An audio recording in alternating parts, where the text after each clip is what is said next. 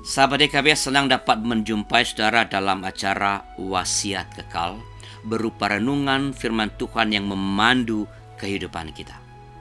Saya, Pendeta Arlian Sudarosa, Pendeta GKI Kepaduri yang mendapat tugas khusus dari Sinode GKI untuk melayani di Yayasan Komunikasi Bersama YKB.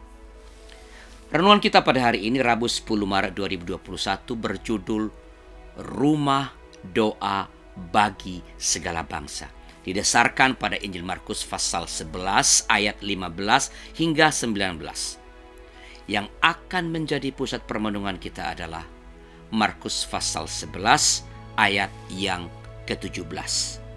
Saya bacakan untuk kita. Dengarkanlah firman Tuhan.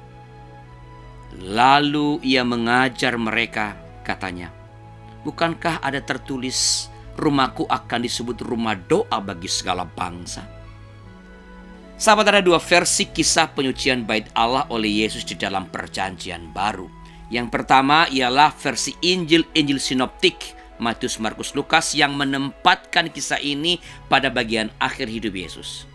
Menurut versi pertama ini, tindakan Yesus yang menyucikan bait Allah telah memicu para pemuka agama Yahudi untuk membunuh dia.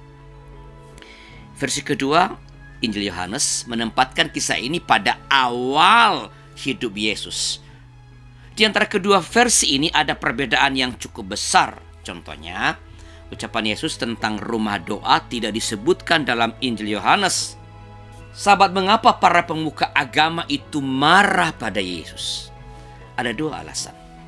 Pertama, Yesus menyebutkan bait Allah sudah menjadi sarang penyamun.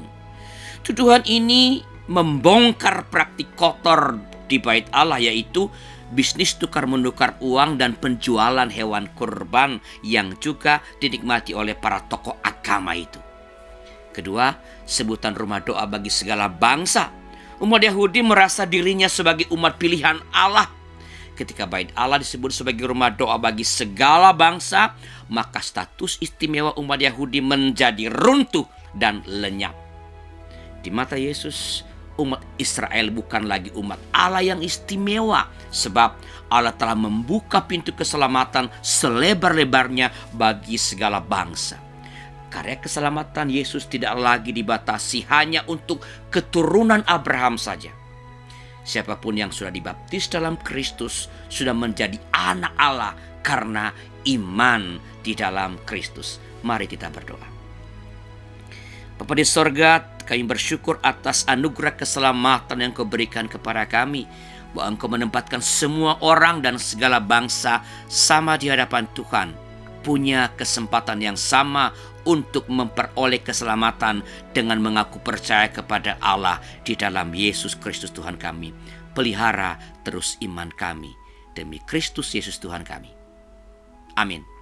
Sahabat, demikianlah renungan kita, dan jangan lupa subscribe, like, dan bagikan ke sebanyak mungkin orang. Tuhan memberkati.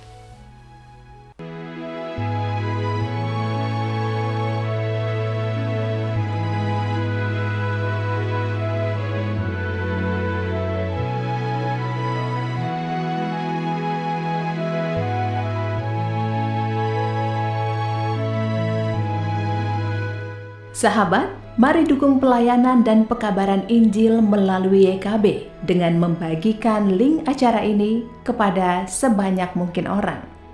Dukungan juga dapat saudara lakukan dengan mentransfer dukungan finansial ke rekening BCA ke nomor 450-305-2990, 450-305-2990 atas nama Yayasan Komunikasi Bersama.